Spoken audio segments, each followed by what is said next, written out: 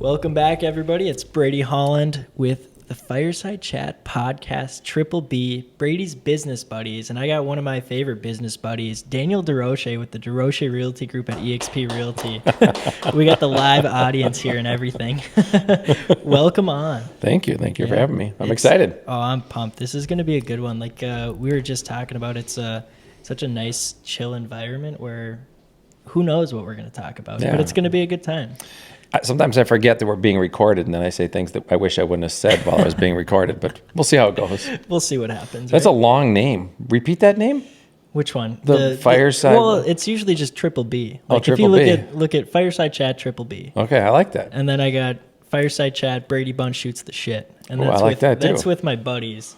I like when that. we talk about, we were talking about the universe the other week, like just anything. You should come for Bible study then. If you're going to start talking about that, you guys got to start coming to Bible study with us. I should. Yeah, you guys, you're pretty heavy into faith. Mm-hmm. Have your own Bible study. How many days a week? We do group studies 3 times a week. Okay. And then, you study on your own every day. Yeah. Yeah. That's awesome. It's strange for a lot of people, but to me, Julie, and our closest family and friends, it's the most important thing. Without it, I don't believe any of us would have what we have. Mm-hmm. Yeah. That's awesome. And I never really grew up in a heavily faithful house. Not that we're not faithful, but, we didn't really go to church a whole lot or anything like that.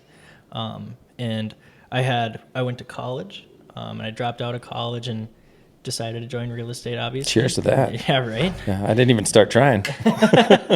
I think that's like the best way to go about it sometimes. After not going to college, I think there's a lot of people that shouldn't go to college that do. Agreed. But that is their choice at the end of the day. But I fell into a pretty hard time in my life at college, made some really poor decisions at college. And when I came back, I actually started listening to some religious books that really helped me get through that depression point in my life and really start helping me achieve my goals. That's awesome. And it all worked together where I got shot out of a cannon. As soon as I got my license, I was starting to be, happier with life and accepting who I am and loving myself and different things like that, where my life just really went up from there. That's so awesome to hear. I think a lot of people, they get stuck in churches and they get stuck in a routine of going to church to check the box that I've been to church, or they go to church so that they're friends and peers and pastors see them at church, but they're not actually really wanting to be there. So the fact that you started doing that on your own tells God that you really wanted to seek him, and that's probably part of the reason you got the success you already got. I feel it, and I am so appreciative of it. I had one client tell me that they even see Jesus in my eyes, and after not being religious at all for 20 years of my life, to going to reading books and kind of really getting into it, to hear that was really cool for me to That's awesome. Feel. Well, the word religious is a tough word, and I don't know how far down this rabbit hole you guys want to go, but the word religious or the word religion tends to scare a lot of people. Yeah. Christianity is a reality, and if you have Christ in you, it's amazing. It absolutely is. And it's tough because, the world is a tough place. And even just to talk about it out loud with some people, it creates, some division and stuff. So just keep it in you, and it's going to keep rewarding you. He's going to keep rewarding you. And I've felt that already in my young career. I just hit 6 months on April 20th, so 2 days ago. That's awesome. And you've already sold how many homes? 8. That's freaking awesome. Yeah. Man. And you just turned 21? Just turned 21. 2 weeks ago? Yeah, April 3rd. I saw the video. It was wonderful. Yeah. I liked it. It was real. It was. No, the one in your office. Oh, where you turn around and close the door. Yeah. That was something that I really wanted to talk about, just because. I like that more than the wild game stuff. Yeah. Like that when people get real. I like that more. It was a video that I felt like I needed to do, not even for people, but just for myself to have that to look back on. I've watched that video a lot myself. I've watched it twice. Yeah. As soon as you reached out, I'm like, shit, I better watch that video again. No, I'm kidding. I watched it because I thought it was moving. It was good. It was, and it was just myself. And I think that's, like you said, that's the biggest thing. Just be yourself out there. And if people like that, that's awesome. And if they don't, then it's not meant to be. That is 100% it. When I go on a listing appointment, I spend the first, somewhere between half an hour and 45 minutes just talking with people. And I'm just going to be me, and I want them to just be them. And if we don't click, that's okay. I relate everything back to is it cool that I look at you over there? Because you're still a person in the room. All right, good. Like, it feels weird, like there's a camera guy back there that we're all ignoring. And I'm like, no, I want to talk to him too. No, it's you have to be yourself. And I tell people all the time, it's kind of like a first date. Everybody knows. I shouldn't even say a first date. I should say a blind date. Yeah. Everybody knows in the first 10 or 15 minutes if you want to go on another date. Yeah. They just do. People know right away, even if you're just meeting people. I shouldn't even use the word date. Yeah. You just meet random people. You know in 5, 10, 15 minutes if it's somebody you want in your life or you don't. Mm-hmm. Sellers know that. Buyers know that. You know it. So just be honest about it. If you meet somebody and you're like, gosh, I'm not feeling this person. Yeah. Have the courage to say, you know what? I'm sorry. I just don't feel this relationship working out. Get out of there. Yeah. And tell them the same thing. If you tell people that in the first 10, 15 minutes of a listing appointment or a buyer appointment, just say, hey, if at any point in the first 10, 15 minutes here, you're not feeling that like good about me and good about what I bring to the table, just tell me. We can part ways and move on. I don't have to waste your time. You don't have to waste my time. We can just go about our lives. Yeah, no second dates. No. No, that's awesome, because there's been times, my first ever deal I had, it was a Zillow call, and it was a Zillow lead, so it was an online lead. Met him at the house, and like you said, in those 10 minutes, like, we clicked. Yeah. And we've been to dinner a couple times now. Like, we're going out for drinks for my 21st birthday. Like, thank God you can do that now. Right? It would have been weird to go out for drinks and have water. Well, that was like one of the first things they're like, oh, once we get the house, like, let's go get some beers, like, at the local bar and, like, have a good time. And I'm like, well, actually, don't know if you guys know this, but I can't.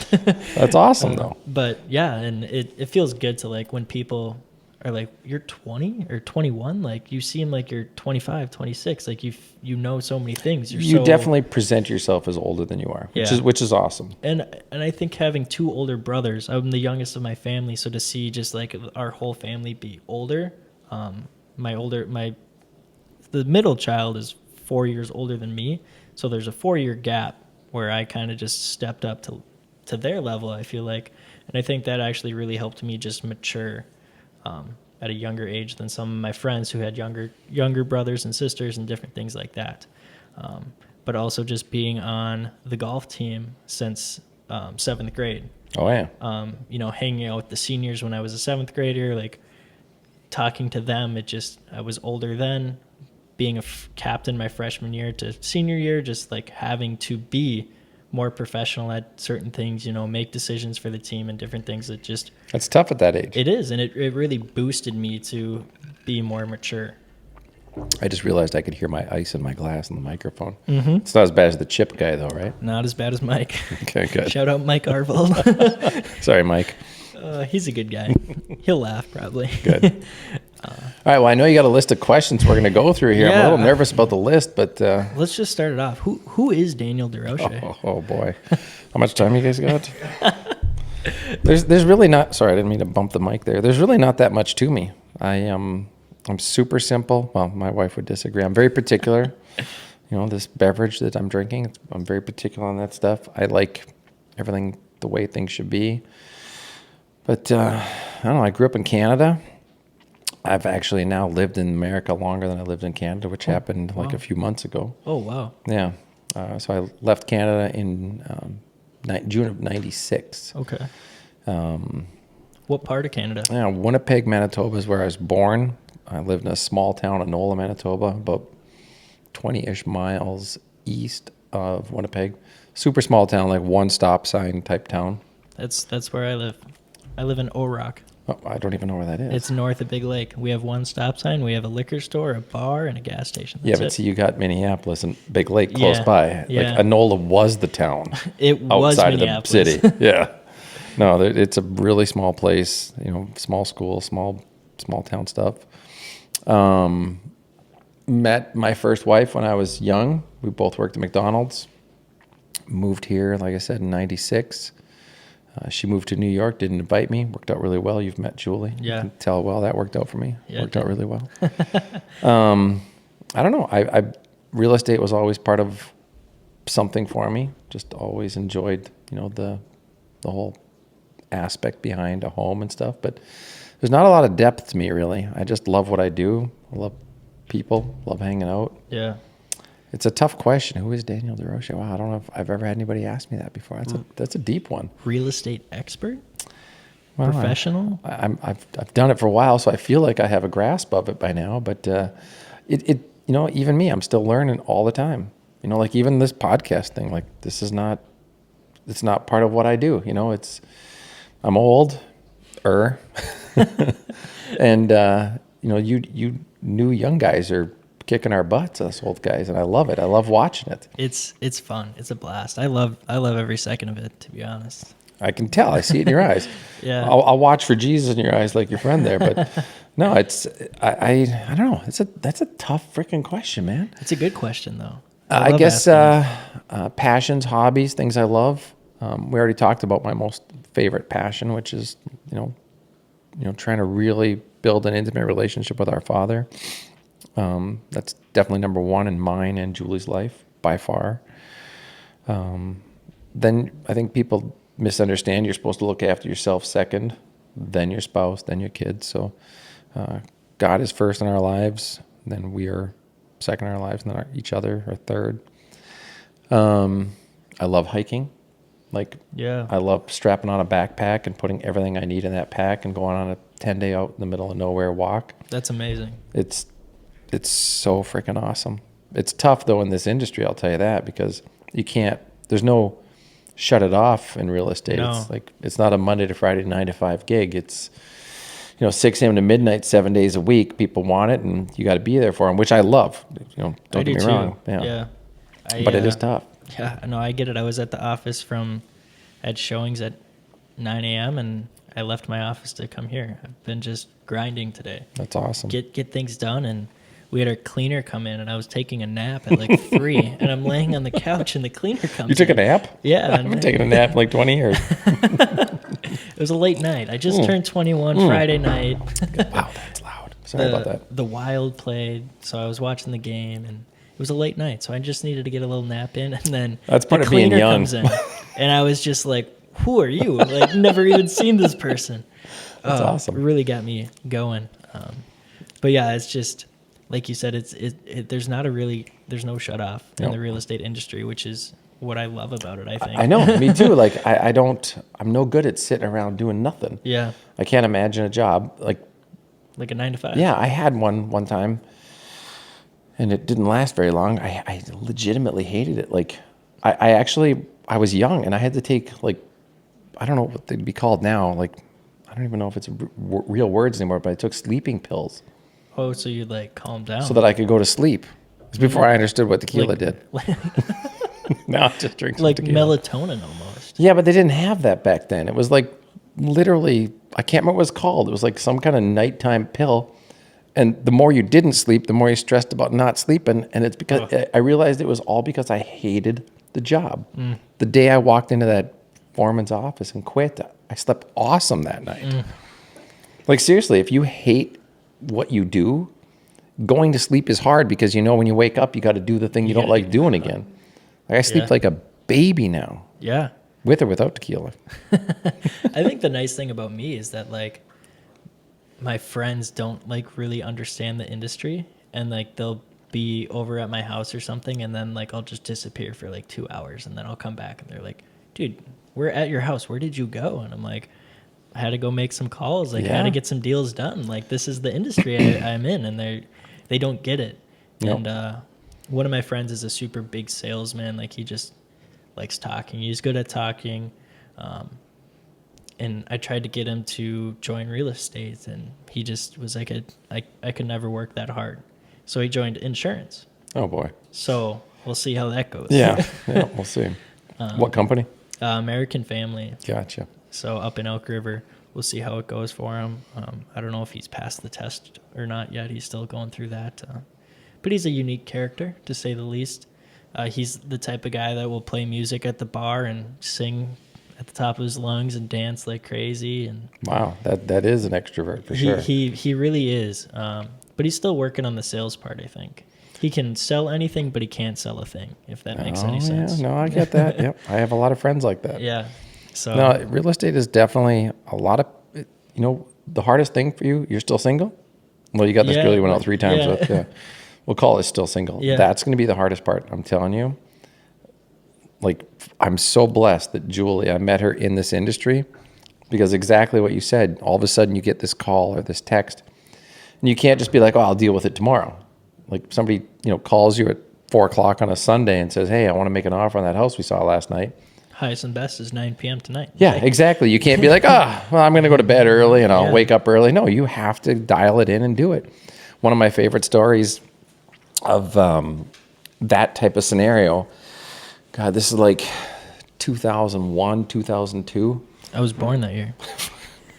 Can you swear on this? 2002, yeah. Way to make me feel old, a-hole. Oh, gosh. Yeah, I'm born in 1970. I just bought a brand new boat, freshly divorced, and I pick up 2 buddies, and we head over to Prior Lake. Okay. Got the boat hooked up, picked up all the beverages you need, pizzas, dessert. We were ready to go spend the whole day on the lake. Not kidding. I back the boat up to the lake. My 2 buddies are in the boat. All the beer's in the boat. Everything's in the boat. And I'm standing on the back of my truck on the tailgate, like undoing the boat from the truck, like cranking it down. Oops, sorry about that. Cranking down the boat, and my phone rings. And, you got to answer it, right? Yep. So I answer my phone, and it's a buyer standing in front. And this is like, I'm new. I'm like 3 years in. Yeah. And I just bought this boat, just got divorced. Is that our dishwasher? Wow, that's noisy all of a sudden. We're in my basement, and apparently my wife's doing dishes in the basement. Well, we just installed that bar back there, we just had Bible study, so we're watching the Bible study dishes. I love the picture, everything back there. That's actually a TV. Yeah, right? It's one of those like the... Picture TVs. Yeah. I don't know where the remote control is, but it's a TV. So I'm back. I'm literally standing. My phone rings. I'm like, hello, it's Daniel, and this guy's calling about a house I just listed. And it was a pricey house. Yeah. He's like, I'm sitting in front of the house. And this is before I had a team. He's like, I'd like to take a peek at it. I'm like, oh, when would you like to see it? And in my mind, I'm like, well, he's there. He's going to tell me now. So I'm like, all right, well, I'll be there in like 25 minutes. I'm literally just dropping off some friends. So I didn't lie, because technically I was dropping off my friends in my boat in the lake. And I'm like, guys, I'll be back in like half an hour to an hour. You know what I mean? So I shoot the boat out there. They start the boat. They take off in the lake. I go back up in the parking lot, drop the trailer, go over to the showing, show them the house, and they love it. So I came back like 4 hours later. I sold them the house. I did sell them the house. I took an Audi A4 in lieu of commission. I got the deal done. Literally, I took the buyer didn't have enough money for earnest money. So he's like, I got this car that's paid for. And I'm like, well, I'll buy your car right now for the 20 grand. And then you got the 20 grand. And I'm making up the 20 grand. I can't remember the dollar amount anymore. It's freaking 21 years ago. 22 years ago.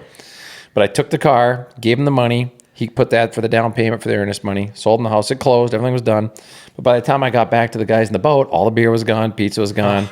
They just pulled the boat back up in the trailer. It was the end of the day.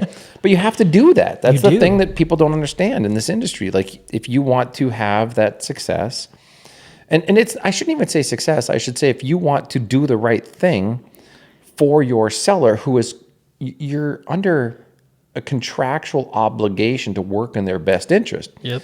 Not to be like, I'm not going to bother showing the house right now because I'm on the boat. Don't you know I'm on the boat? Like, and I get that from realtors. Like, they never answer their phone. They, like, I'm busy, and don't get me wrong, it happens to me too. Like, I was in we had that spring cleaning thing today. Yeah. And a realtor called me twice and I couldn't answer it. Mm-hmm. And it's because, she called twice because she was running an hour late for a showing and she wanted me to call my sellers. And I couldn't take the call. I'm literally with, clients, like 250 people came through that thing today. That's awesome. So by the time I got out, I called her back and it's already past that time.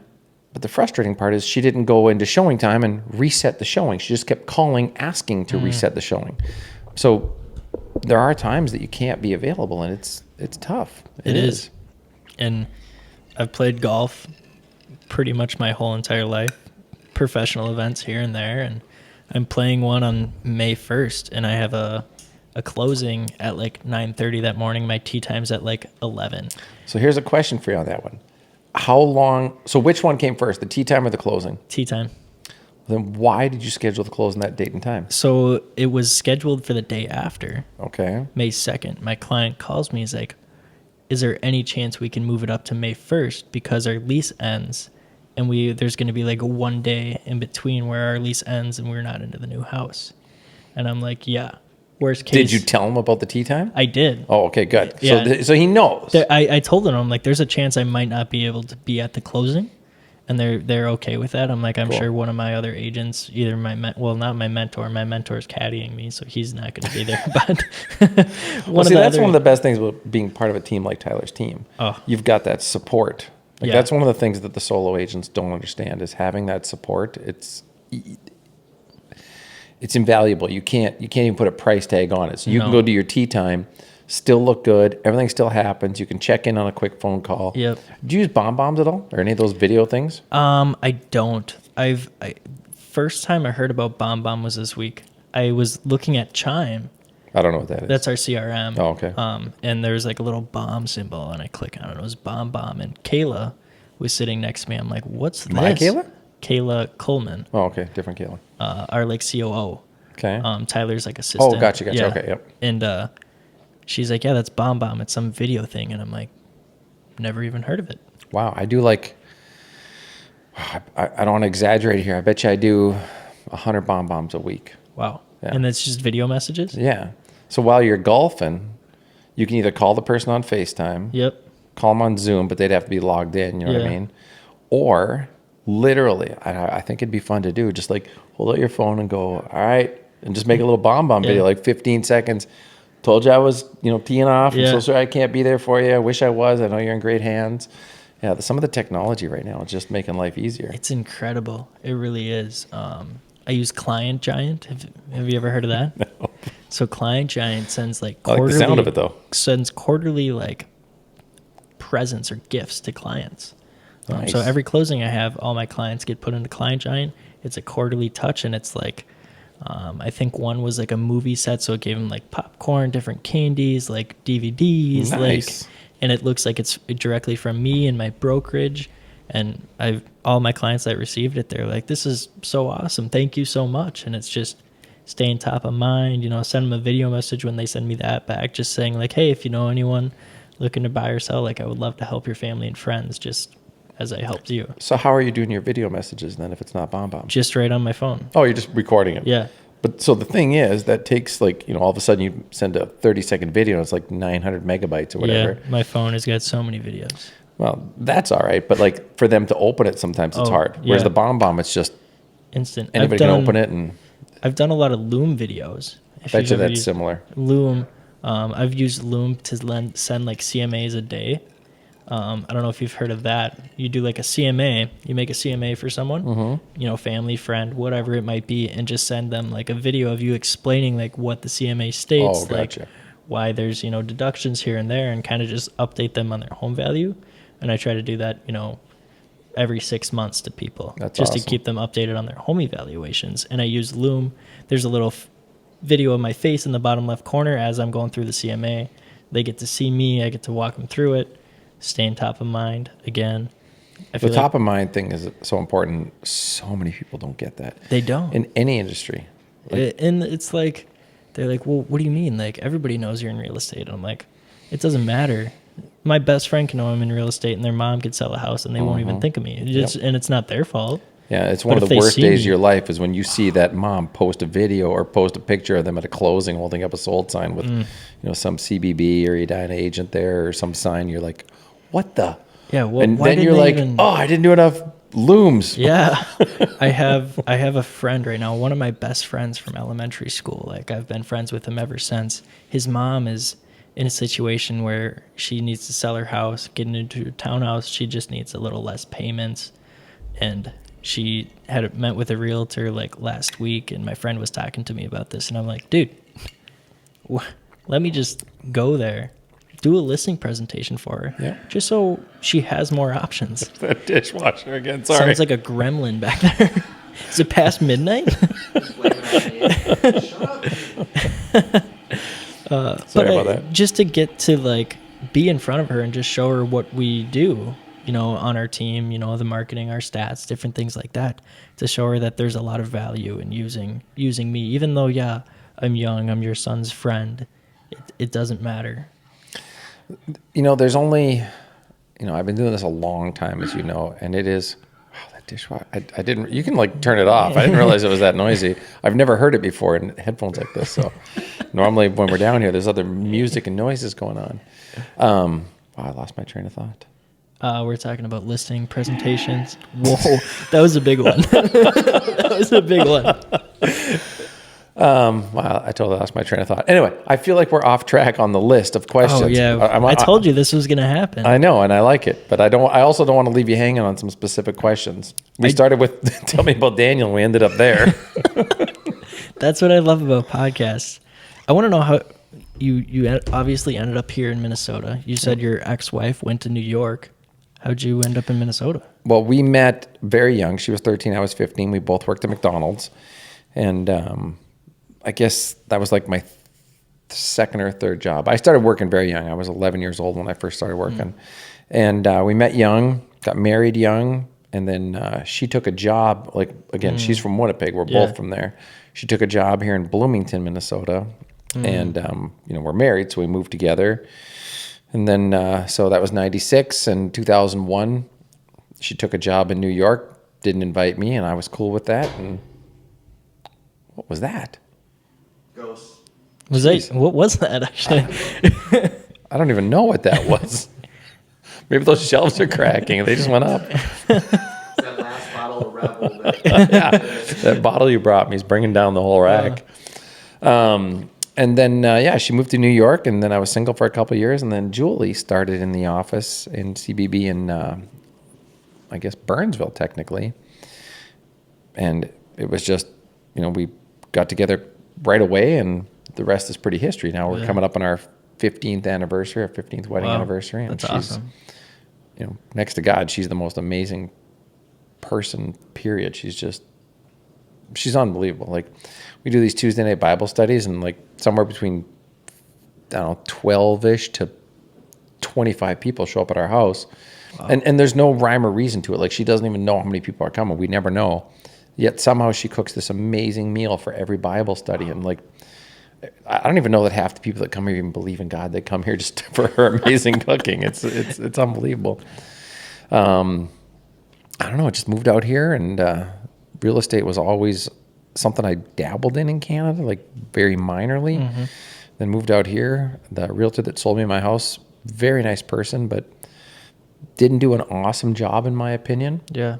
And it sounds strange, but at the closing table, I just asked her how much money she made. And it's a long story. I'm giving the short version. And in my mind, I was like, wow. You didn't do a whole lot. Yeah. That, right? Well, it wasn't even that she's a very nice person. It was just, I'm a difficult person to deal with. I am. Yeah.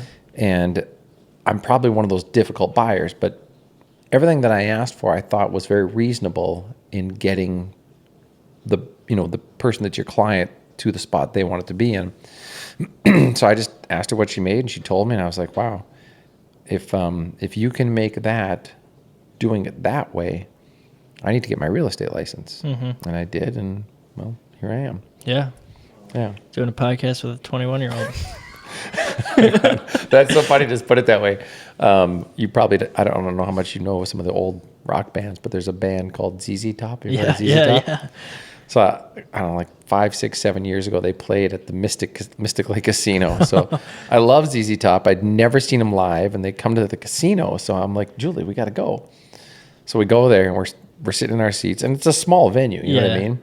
And the lead singer comes out, and he's like, yeah, my wife just called, and we were just talking on the phone, and she said, wow, you really know you've made it when you're playing at a casino in Prior Lake, Minnesota. They're on the casino tour. They've just dropped off. Yeah, but they're such an awesome band. You know what I mean? Yeah. So sometimes you just do that stuff. You just gotta, yeah. Now, there's not a lot to my story. There's not. It's like I said, you just do what you love, and you'll never work a day in your life. I saw something about that like yesterday. Yeah, our Kara, our social media person, she's freaking fabulous. I didn't even see it. I didn't know they were doing it, and I saw it, and it said something like, "We haven't worked a day in our lives, or a day since we've been a realtor," or whatever it said. And I was like watching that, and I'm like, and there was some from the Gift of the Shift was on there. I saw that where I first met you. That was the first time I met you, right? Yep. And I was like, wow, I didn't even know they were doing that. And I was like, that's so true. It is one of those things that if you truly can find something you love doing, you'll never ever work a day in your life. You're gonna fill up his wine eventually. Like I thought you were gonna keep up on him right there. Am I the bartender now? Yeah, you are. Unless I can get up, take off my headphones, and I mean, look at his tequila. It's basically gone. oh my gosh, I'm just gonna trade glasses with him I was gonna eventually. say, I'll give you mine. You want some more? It's in the door of the fridge. Yeah. Yeah, that'd be awesome. We're down to one camera, which Oh. is fine. You sure? Yeah, this one's actually the good one. So. All right, cool. It's in the fridge, in the door of the big fridge. I put it in there. Door of the big fridge. Yeah, the main fridge. Yeah. But Sorry, way off topic there. well, I mean that's okay. That's the strange things about this whole podcast thing that I've never quite understood. Like you just kind of ramble, and You just go. people like listening to this. They love it. Really? People, I feel like this is going to be a really anticipated video. Really? Yeah, just because your name has so much Which much it's so grab strange to to people. me. And it's the Desrochers name, like It's Daniel so Desrochers. it's so strange. Like when I saw the video that you did after the Gift of the Shift, you brought up my name. Like literally, I was so freaking flattered. I was like, Thank you. like I'm nothing. Like I sell houses. There's nothing. You really trading with me? I'm trading. Wow, I like you a lot. Keep this. Keep that. So now I'm gonna drink 2 glasses of tequila. You're gonna drink nothing? Double Straight on fisting. camera. Oh, all right. Twist my arm. Cheers to that, huh? Well, then I better start drinking a little quicker. No, it's super flattering. Like, oh God, you'd have to spend real time with me to know how flattering that is. Like, Yeah. I'm nobody. I'm just a dude. Treat people right, and I think that's the best part about you as well.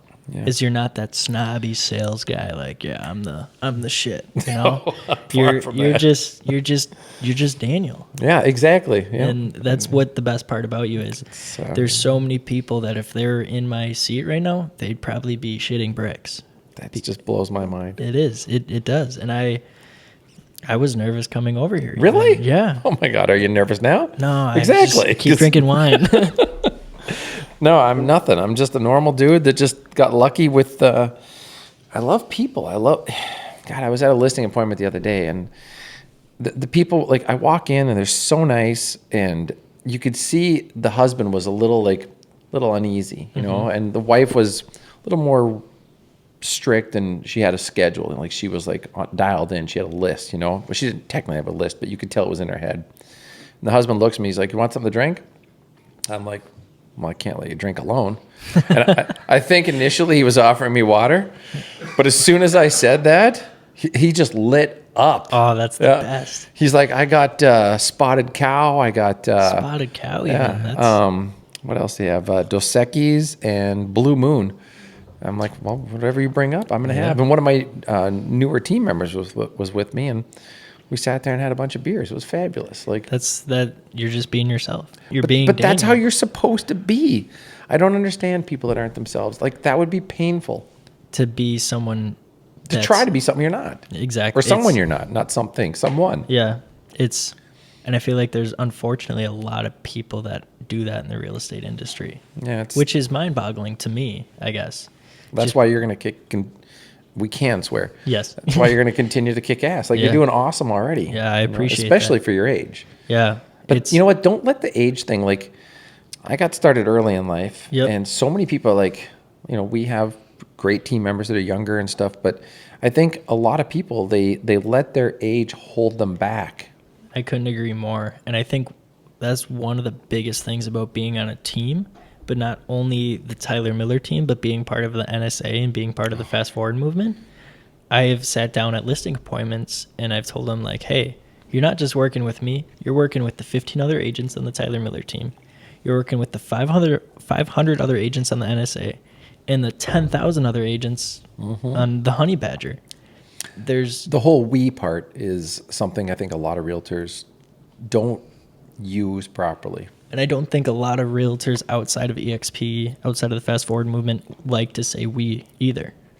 No, I agree. Yeah, the fast forward, and then like the NSA, like you said, like it's the we part is so powerful. Like it's somewhat baffling to me. Almost like what's almost as baffling to me is you thinking that I am more than I am. I'm just a regular dude.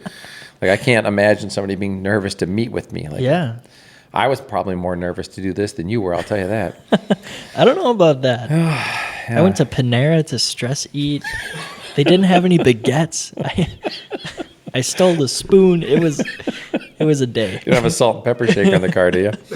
I don't. My mom has salt in her purse though at all times. I do keep a salt and pepper grinder in my truck. I was meaning stealing the salt and pepper grinders from Panera. No, I didn't. Just the spoon. Just the spoon. No, it's such an amazing industry, and if you treat people the way people should be treated, it's actually kind of funny. For the longest time, I always said I treat people the way I would want to be treated. The golden rule. It makes right? sense, right? Yeah. About 16 and a half years ago, the pastor that married Julie and I said, Daniel, I'm going to one-up you on that. I'm like, what? How? Yeah. He goes, try treating people the way they want to be treated instead of the way you want to be treated. I'm like, what? Well, how am I going to know that? How am I going to figure that one out? He goes, it's going to be tough for you. You sure you want to hear it? I'm like, yeah, I want to hear it. He's like, are you ready? I'm like, yeah. He's like, you have to listen. I'm like, oh, come on. and he's right. It's been tough. It's been a tough 16 years trying to figure that one out. But it's asking questions, trying to figure out how somebody wants to be treated. Like, you walked into my house tonight. What was the first thing you handed me? Tequila. Why? It's what everyone says you love, and I wanted you to feel welcomed, and I wanted. So you treated me the way I wanted to be treated. What's your favorite drink? You like sweet or white wines. Yeah. So had you brought me a bottle of what's your favorite kind? I'm still dabbling. I know you're like 3 weeks into this, but I just got this like red wine, like Moscato. Moscatos. You like the sweet. I like love the sweet heavy wine. sugar content. Yeah, I would have put that in the fridge. It probably would have sat there for like 11 years, and I would have thrown it out eventually. Yeah. So you did the real rule. You found out how to treat me, and you brought me my favorite treat instead of bringing me your favorite treat. And I equate that back to like the Starbucks and Caribou. Okay, for us Minnesotans, Caribou's not everywhere. There's no caribou in Naples. It makes me angry, actually. Caribou's superior, in my opinion. And mine too. So if somebody buys me a Starbucks gift card, that means they did not actually. And don't get me wrong, I'll drink Starbucks too. Yeah, I'm still going to take it. I'm still going to be happy that they. It's the strangest thing. Somebody gives me a $5 gift card, and I get ecstatic about it because it's not the $5. It's the fact they actually thought enough to get me a gift card. But if somebody actually says, I've been watching, and you drink Caribou a lot more than Starbucks, so I assume, based off what I've been seeing, that Caribou is your go-to. That means they were really thinking about it instead of just like Julie. She doesn't eat chocolate. I know it's the strangest thing. I don't know that you can fully trust a woman that doesn't eat chocolate. Just being clear. We're gonna clip that part, and that's how it's gonna be ever posted. No, think about it. It's everybody likes chocolates, especially ladies. But it's amazing how many people buy her chocolates, and she doesn't just not eat them. She absolutely hates it. Like, I purposefully will eat chocolate and give her a kiss just to watch her cringe. And she hates it. But it's amazing how many people buy her chocolates, which means they're buying me chocolate, not her. Oh. So she's like, another person that's not paying any attention. Yeah, exactly. So she gets a box of chocolates for a gift from somebody. And they're usually something nice, like, what's that fancy chocolate place? What's that? Godiva. That's it. Thank you. Yeah, that's the word I was looking for. I'm not a big fancy chocolate guy. Oh, I love chocolate, but not as much as I like tequila. You still did very well. But they'll go through the effort of going to a store and buying her these fancy chocolates, and then she doesn't want them, so she just gives them to me. So they treated her the way they wanted to be treated instead of the way she wants to be treated, which is literally so hard. You have to listen. You do. How do we get down that rabbit hole? Listing appointment? I don't know. Yeah. Treating people the way they want to be treated. Yeah. We're going to go down a lot of rabbit holes tonight. It is, and that's okay. How long are these things? Is this like a 2-hour thing, or is this like a 5 or 6 hours? 5 or 6? Cool. Well, No. thank God you brought me a brand new bottle of tequila. It's I want to say the questions things is huge. Yeah, And, let's keep hitting the questions. well, not even that question, but like asking questions to people, especially in listing appointments.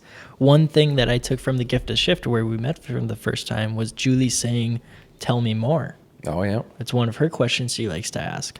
We do a lot of script battles at the Tyler Miller team. We try to face, like a couple weeks ago, we faced against the TK's team, Yep. in a script battle, and it was awesome. And That had to be a lot of fun. it was, and you know how Tyler and TK are. Like Yep.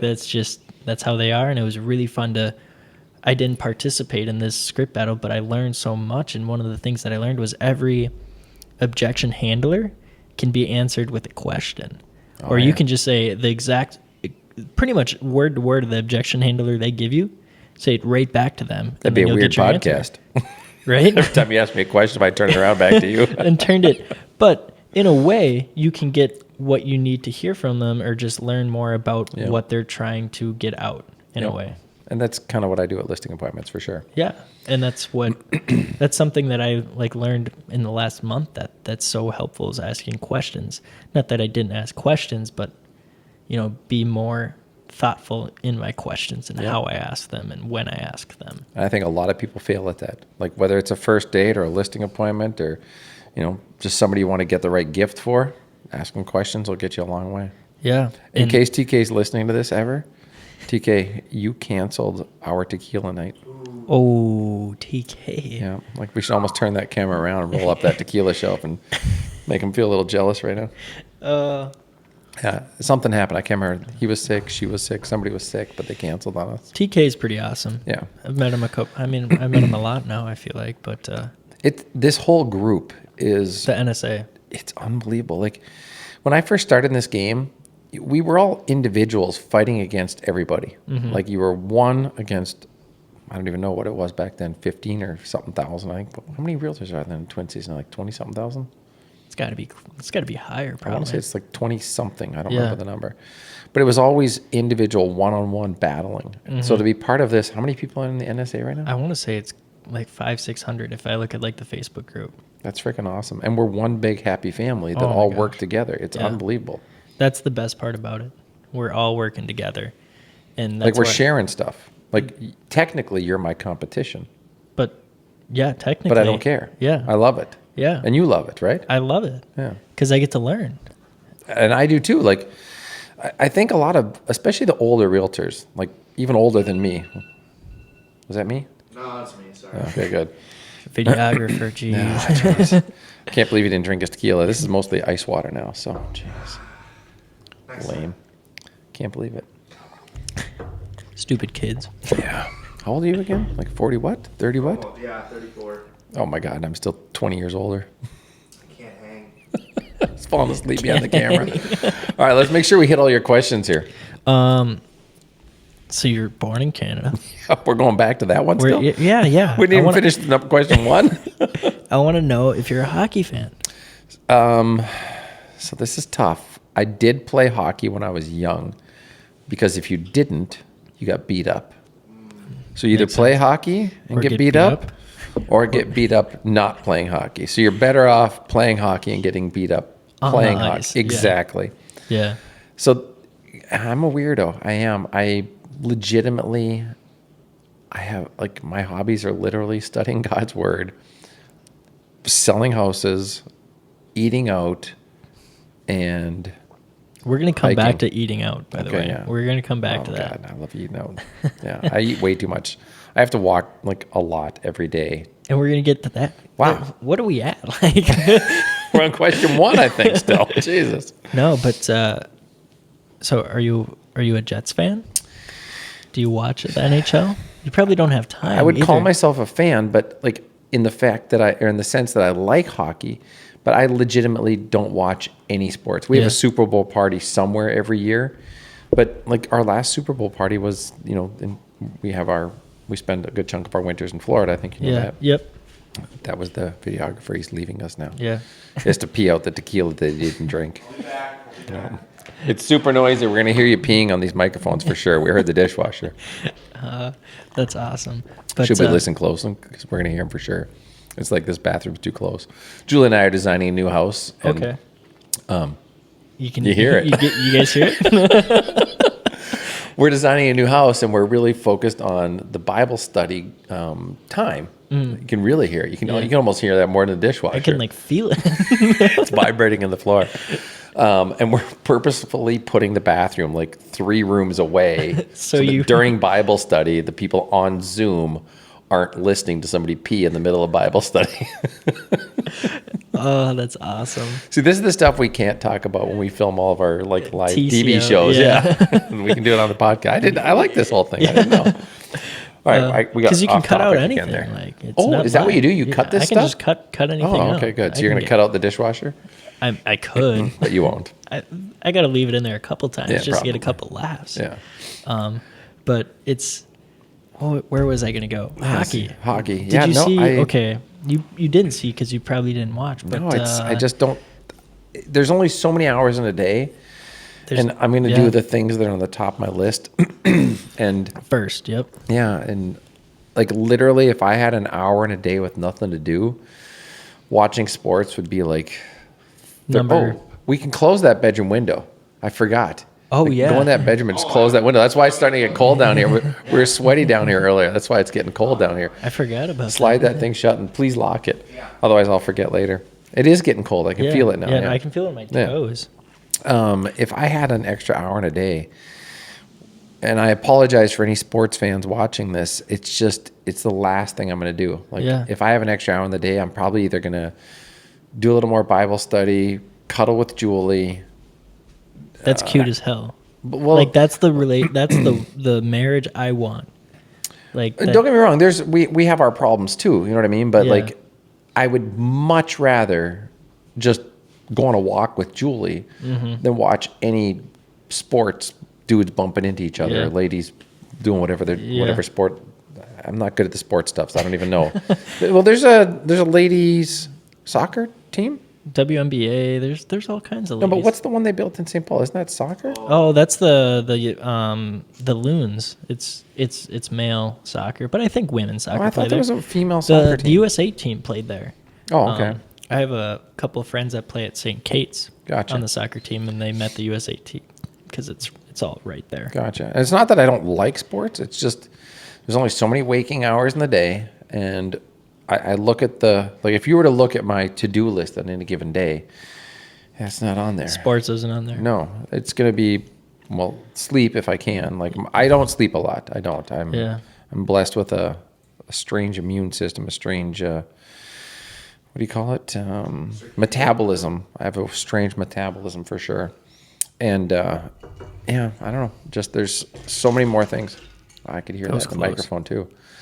There's so many more things to do than sports. I just Well, I bring this up because the Winnipeg Jets are in the playoffs, and the playoffs. Oh, they right are. See, now. I didn't even know that. Yeah. I bet you my And- whole family knows that, but I don't know that. In the first game, there's a Winnipeg Jet player that dove kind of by the net and got a skate in the forehead. And you can see him pull out the skate out of his forehead. Oh, wow. He gets 75 stitches and comes back in the game. There's that dishwasher. And that's That is louder than you peeing, though. For sure. It is way louder. We definitely could hear you pee. But that's just hockey. I feel like that's hockey. The reason I bring this up is, you're from Canada, but the luscious flow that you have yourself I do have some long hair. is beautiful. Yeah, I put a hat on today because we did our spring cleaning event today, so I had to wear a beanie all day today. So my hair was all jacked up. And I'm like, well, I don't have time to like shower and redo my hair for this podcast, so I'm going to put a ball cap on. Yeah, I do have some long hair. That's all Julie, though. Like, literally, we were at a restaurant in Florida one day, like 3 years ago. This is not COVID hair. It's not. A lot of people like grew out their beards and their hair during COVID. COVID beard? I had my beard COVID before beard. COVID, and literally we're at a restaurant, and Julie's like, I think you should grow out your hair. And I'm like, I think you should be a blonde. Oh. No, I didn't say that. I never would have said that. She'd have been really mad at me. I love her so much. She's the most amazing woman on the planet, legitimately. So Do you see a similarity there? What? Him talking about Julie, me talking about Emma. Yeah. The Like- girl you've been on 3 dates with? No. Oh. This is a whole nother story. Like, yeah, this has been like 6 podcasts we've talked about this one girl that I lost, you might say. Manifesting it. Where does Yeah. she live? She lives, she goes to St. Ben's. Does she lives- watch your podcast? We don't know. We should talk about her a lot and just keep sending. You should keep sending her the podcast. I should. Yeah. So the I more I should. talk about how much I love Julie, you can talk about how much you love Emma. Yeah. No, it was, like I said, I did a lot of poor decisions in college, and I was dating Emma when I went to college and made some poor decisions at college. And Oh, yeah. yep. And like I said, the religion stuff really helped me get past Does that. she know that? Have you shared that with her? I've tried here How? and there. Just over text where Send her a freaking bomb or a loom or whatever you're using. I should. She lives legit 3 minutes from my house. Well, just her parents stop in do. with like a sign on a jukebox. That's what I have What's that thought movie? about What's this. that movie? That's probably too old. You know what I'm talking about? He probably has no clue what I'm talking about. It's John Cusack holding up like a jukebox at some. I should do that. It's like Just I go said, I just confess keep your bringing it love to up her. because it's gonna the manifesting. It's gonna happen. Baby steps. It's baby Do you steps. pray? I've tried, and the one thing is, I don't think there's a wrong way to pray either. No. It's, So I've prayer is just talking to God. Yeah, and that's what I've done that at night. I really focus on journaling at night, Okay. and I think I bring in God with me when I journal at night. That's awesome. Have you So- tried anointing? I don't even know what that is. Do I have one down here? No. So I have these little, well, it doesn't matter what they're in. So olive oil, this is a long, deep conversation. Let's not get into it tonight, but just take a little olive oil and look at it as just going deeper than just praying. And just take a little bit, just put a little bit on your forehead, and then like just go to God and just pray, just talk to him. And the anointing part is just it's just you saying, you know what? I'm going even deeper with you tonight. I'm not just driving and talking to you or driving and thinking about you or driving and praying. I'm going to go a little deeper. I really want to get more intimate with you. Sorry, I keep banging into this microphone. Sorry. Try that. I will. But just talk to her, man. If I know. if like I love But- Julie. Julie's like legitimately the most amazing. And I apologize to any other human that I know that I've told you I love you, but Julie is legitimately the best person on the planet. And like everybody in our Bible study group can attest to that. Like she's unbelievable. The few 1 or 2 conversations I've had with her have been incredible. Like she is a very amazing woman, like very smart, very intelligent. The only thing wrong with her, she's got horrible taste in men. Chocolate too. She doesn't like chocolate. Yeah. What else? Can we just keep going? What? That's it. She doesn't like chocolate. She chose me. So we know there's something really wrong with her. All right, I'm gonna show you my prom pictures that I had with Emma? Emma. Yeah. So this is us in O-Rock. So that's one, and you can swipe, Look at your fro. right? Jeez. I cut it like a Yeah, week ago. She's super cute. Emma, you should spend some time talking to him again. He's a good dude. It comes up in every podcast, I swear. Yeah. There it is. Right. Oh, there it is. Right there. Let's see. This next photo I think is like, Oh my gosh. yeah, that's like one of the best photos I think I've ever been a part of. Emma, give him another chance. Look at that. No, that's awesome. Yeah. So it's funny because it always gets brought up. I don't know why. Because we manifested. Yeah, because And- you still love her. Does three date girl know this girl? She does because of the podcast. Because of Good the luck with podcast. date 4. Yeah. We're supposed to hang out tomorrow. We'll see. But it's hard because I think I fall into a position where I am always comparing dates to Emma, and it's Yeah, then it's not you fair. got to let Emma know. You have to. Yeah, Yeah, that's a deep down love that you got for her. I couldn't agree more. Well, then you got to you. She might not know any of this stuff. When's the last time you talked to Emma? She liked his post recently. Legit, she liked an Instagram post from 2017, like 3 days ago. Yeah, but from 2017, that's not you now. No. But that means she had to go onto my profile Oh. and like she Then, was. when you leave here tonight, go knock on her door and say, "Hey." She goes to St. Ben's. I don't know what dorm room. I don't Oh. like. This is all. It's all. Yeah.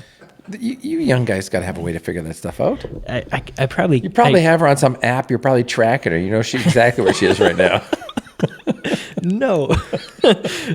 All right, we're off topic now. We're off topic. Anyway, the flow. I used to have, as you saw, I used to have some pretty luscious flow. I had the We're wings. talking about my hair.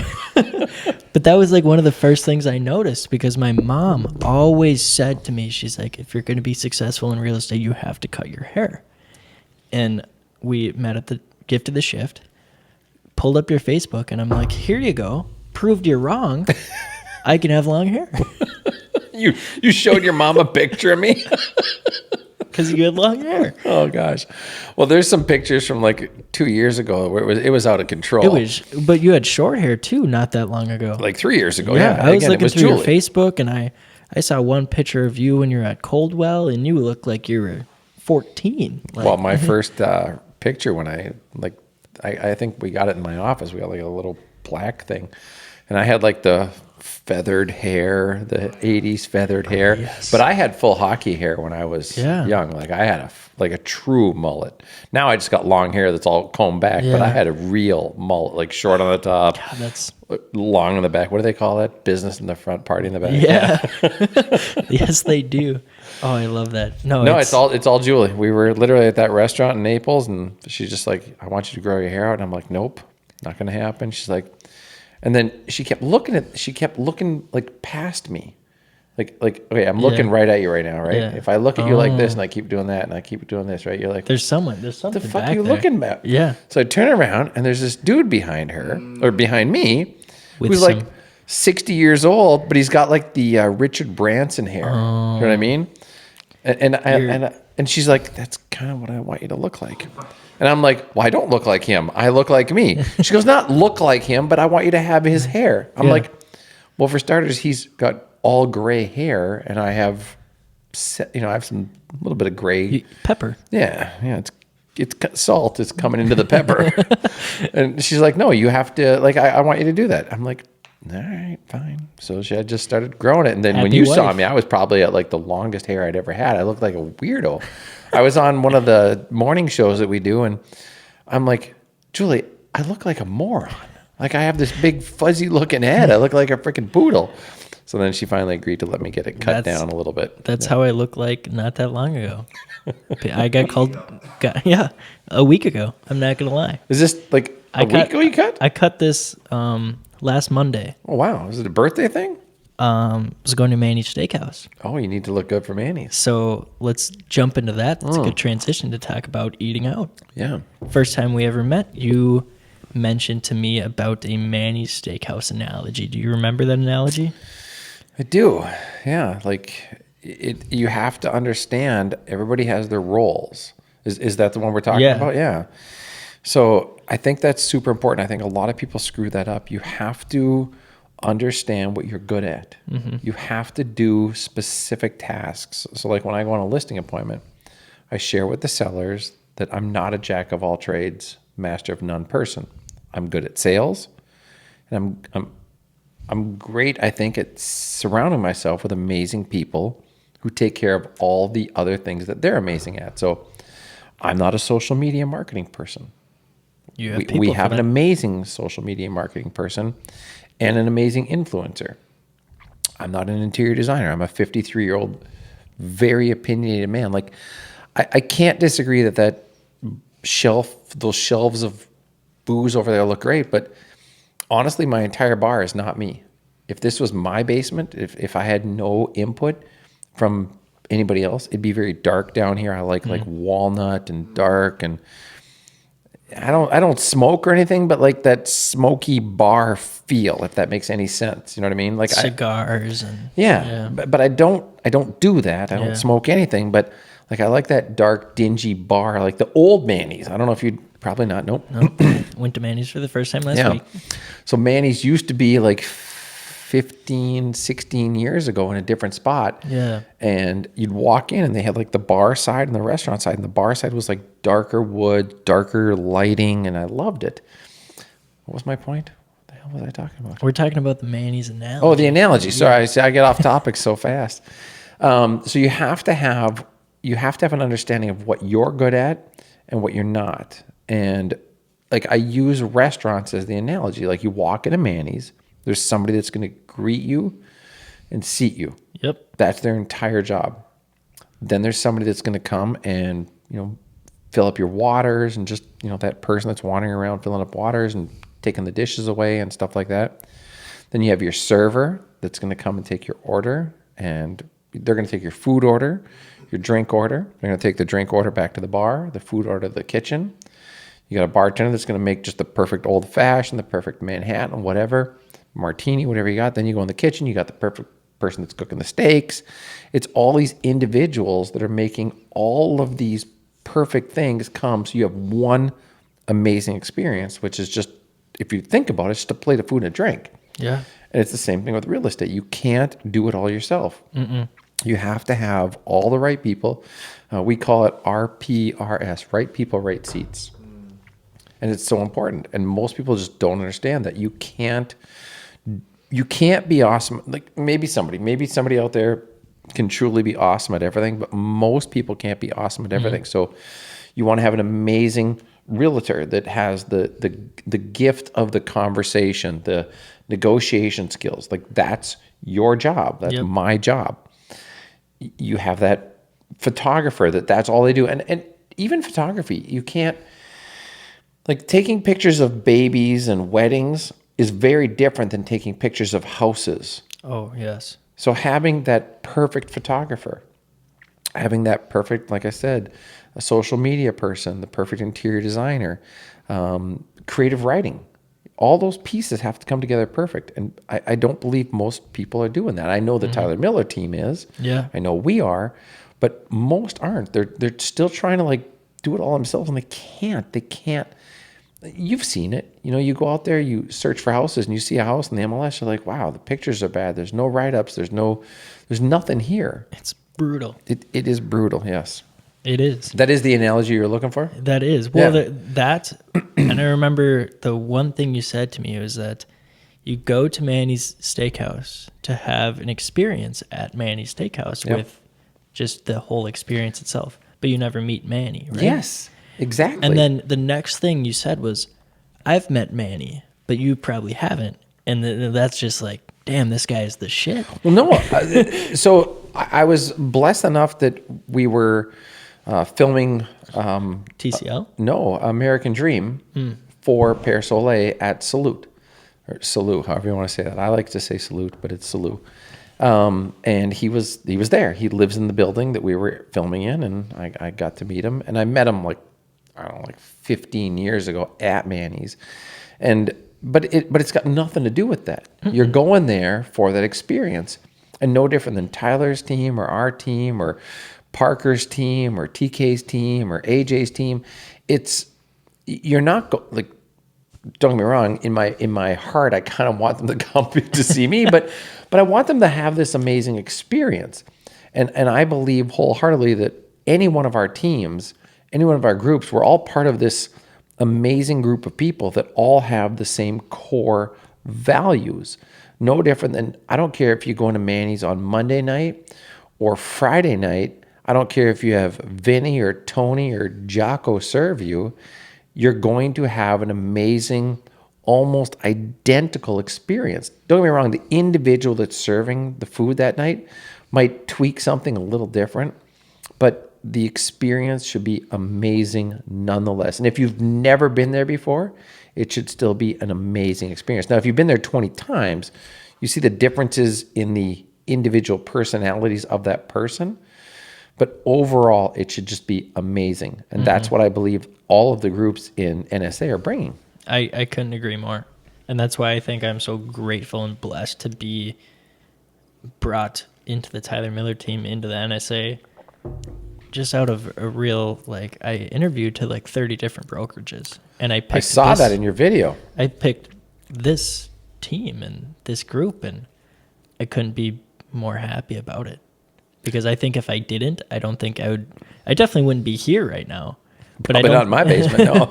I don't think I would be where I am with all the success I've already seen. No, there's so much to be said for the, who you surround yourself with. I remember my grandfather, my dad's dad, I remember him saying to me that it's hard to soar like an eagle if you're surrounded by turkeys. Never understood that. I was like, whatever, crazy grandpa. Never quite understood that. I truly didn't. It was many, that's probably, holy crap. That's knocking on 45 years ago. Yeah. And it never clicked for me until, again, God, it's Julie. It was Julie that made me really understand that. I had a couple buddies that were maybe not the best characters to spend time with. And if you spend enough time with the right people, you start realizing who the wrong people are. And you are, like the saying, I believe the saying now is that you are the sum of the 5 people you spend the most time with. That is, yeah. That's a saying, right? Yes. That's a thing. And it's pretty hard to spend time with only 5 people. Yeah, it is. It's very difficult. So in my heart, in my mind, the way I look at it now is you are the sum of the people you spend the most time with. Mm-hmm. Okay? It's pretty hard to narrow it down to 5. Like, I'm spending time with you guys tonight. I enjoy you guys. You're not bringing out any negative in me. You know what I mean? I spend the most time with Julie, followed by Brian, who is our Tuesday night Bible study teacher, followed by a couple buddies. And then I look at like our COO, Cody, and all of our administrative staff and all the realtors. Like, those are the people I spend the most time with. And Julie's mom and dad, they're freaking, like, her parents. It's no wonder she's so amazing. Her mom and dad are absolutely. Have you heard this talk? Have you heard me say this about Emma? Yeah. Like back to Emma. word for word. You got to go knock on her door tonight. Seriously. Golly. No, like it's everybody. Don't let anybody. I shouldn't say that. Like, in order to bring, this is a double-edged sword here for sure. So, you don't want to let anybody bad into your world. Mm-hmm. Yet, as a Christian, you want to make sure you're showing everybody like the good, the love. Yeah, you have to. Like, if you were to look at my email signature, I just updated it recently, and the whole love thy neighbor as thyself.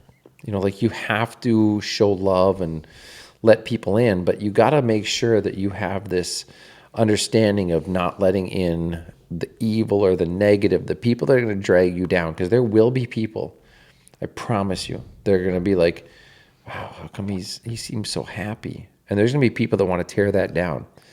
You got to you have to recognize it and then address it properly. You can't necessarily shut them out, because some of them just need help. But some of them are going to be there to try to crush you or destroy you or see you in the same spot they're in. So you really have to analyze each one. So surround yourself with amazing people, but don't be afraid to talk with and spend time with people that aren't amazing and help them see the light that's made you amazing, if that makes sense. Yeah. I'm trying to break that down the best I can. I know it's a lot. It's tough, though. Like you said, it's a double-edged sword. Yeah. It really is.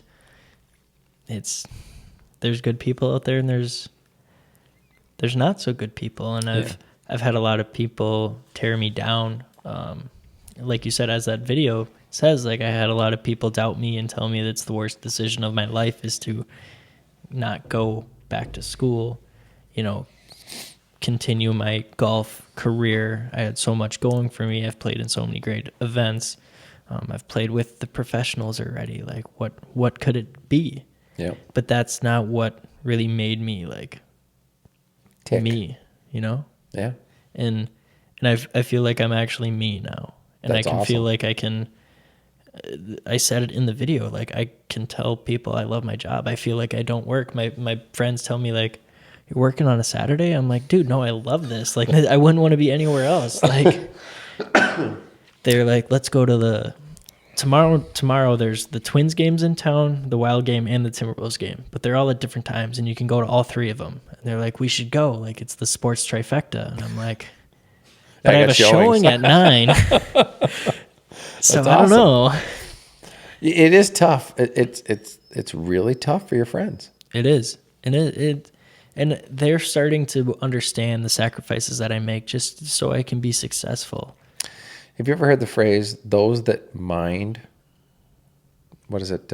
Those that matter don't mind, and those that mind don't matter. Couldn't agree more. But it's true. Like my best friends, like taking Julie out of the equation right now, Yep. they get it. Like we could be out for whatever, and I get a phone call, and I don't have to look at them and apologize to step out. I just step out, and they're not mad at me when I come back or irritated that I've been gone for, sometimes 1 minute, sometimes a freaking hour. Yeah. You're out for dinner with some people you love, and you're like, well, sorry guys, my food's all cold, but it's fine. Somebody can microwave my mayonnaise steak again. But it's true. It is. And the crazy thing is we started this conversation off by talking about Manny's Steakhouse. Oh boy. And now we're here. Okay, what was the next question? I feel like there was I was gonna ask 40 you- and we're on 2. I was going to ask you about just like, what are some of your favorite restaurants you've ever been to? I personally, I've been to Manny's, Baldemar. I really like Baldemar in Roseville. Yep. I've been to Smith and the Wenskies in Vegas, and I really, really enjoyed that. Yep. Those are all good places. The date I took to Manny's last week, it was the first time she's ever been to a steakhouse. What made you decide to take her to Manny's? My parents didn't want to go. My grandparents. Oh, that's right. You told me that. Yeah. Yeah. I just was running out of options, and she texted me, and I'm like, "Hey, you want to go to Manny's?" And she said, "Yeah." Yeah. Well, you take Emma there now. Yeah. I'd fly her to Paris. Like, Well, if you go to Paris, there's a couple of restaurants out there. So it's not necessarily. So this is a question like when Julie and I are with clients for dinner or friends with dinner. Yeah. And you come into that semi-awkward silent mode. Like we got to throw a question out here, and I shouldn't say I do it because of that. It is one of my favorite questions, and it's not so much your favorite restaurant as much as your favorite dining experience. Mm-hmm. And I believe that, you can go to a lot of restaurants and have a great steak.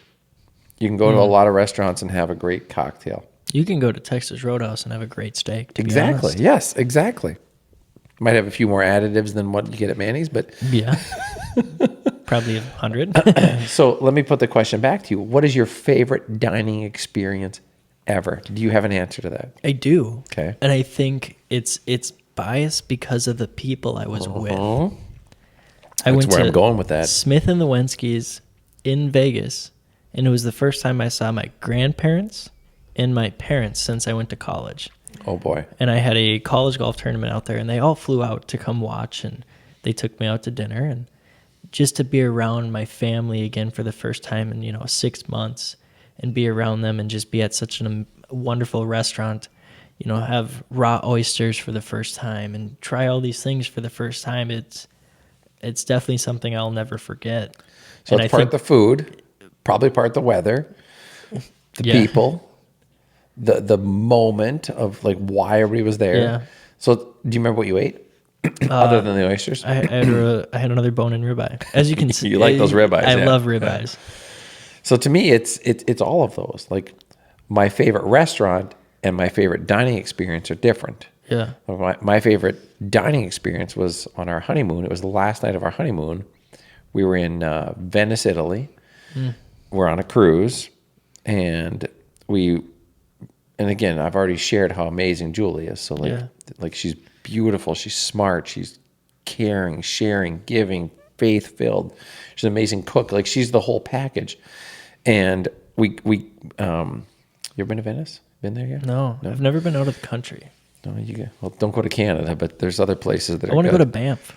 Oh my God, that is a good spot. Banff and Lake Louise. That's Yeah. like one of my favorite hiking spots. So beautiful. It truly is so beautiful. We still got to touch on hiking too. Oh gosh, we're gonna be here till like 4:00 in the Yeah, morning. right.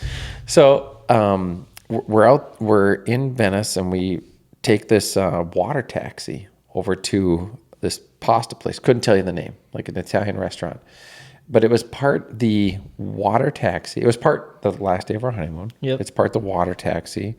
It's part the lobster linguine that we had, or that I had. I don't know what Julie had the perfect glass of Chardonnay, this amazing woman sitting across from me. The weather was perfect. You know what I mean? It's all of it. But going back to your question, my favorite restaurant, it depends on the food. Yeah. If I'm craving a perfect filet, I truly think Manny's has the best filet. Their bone-in filet is like literally they only take. So you have to picture the whole tenderloin, right? You have to picture the whole tenderloin on a cow. Manny's literally only takes the dead center. They take 2 per steer. Two steaks per freaking cow. That's it. That's the dead center. Remind me before you leave tonight to show you in my garage. I have a urinal in my garage. I did hear about this. And above my urinal is a picture. And the picture that's above my urinal is the picture that was above the urinal at the original Manny's. When they closed that one, I don't know how I was so lucky to end up with it, but it's above the urinal in my garage right now. Yeah. So they have 2 per steer. That is legitimately, if you're craving that lean, it's so freaking good. That's my favorite steak, period. So if I'm craving a steak, that's it to me. For a filet. The bone-in filet. Well, the filet or the bone-in filet is Manny's, hands down, in this city. Best filet I've ever had, period, in my life is actually in Naples at the Continental, which is owned by the D'Amico family. You've heard of D'Amico's here in the Twin Cities. Yeah. Campiello and Cafe Lacotte. Well, in Naples, they have a restaurant called the Continental, and they get their steaks from the Snake River Farms, farm, I guess, Yeah. And they have a A5 Wagyu filet that is unbelievable. Now, if I'm going to New York Strip, it's Capitol Grill, downtown Minneapolis or Naples. I love their Never New York been Strip, but I don't like their fillets, and I don't so like many Manny's. places I need to go. New York Strip. It's super weird. Back when I loved lobster, I stopped eating shellfish. It's a biblical thing, which a lot of people don't agree with, but I'm sorry. That's how I feel. Manny's has the best lobster tails by far. Things like Yep. huge. It's so freaking awesome. I love it so much. I miss it. I literally, I have the odd dream about it, like I do tequila. It's so good. If I'm craving pasta, like an Italian dish, why am I drawing a blank right now? La Grolla in St. Paul. They have these scallops. They take these monster scallops. They wrap them in angel hair pasta. Then they deep fry them. They put them on the plate. It looks like this big alien thing on your plate, and then they pour this lobster cream sauce over top. Oh my gosh, so amazing. Chicken is definitely revival. They got the best chicken. Dude, you got to top them up. You're running low here.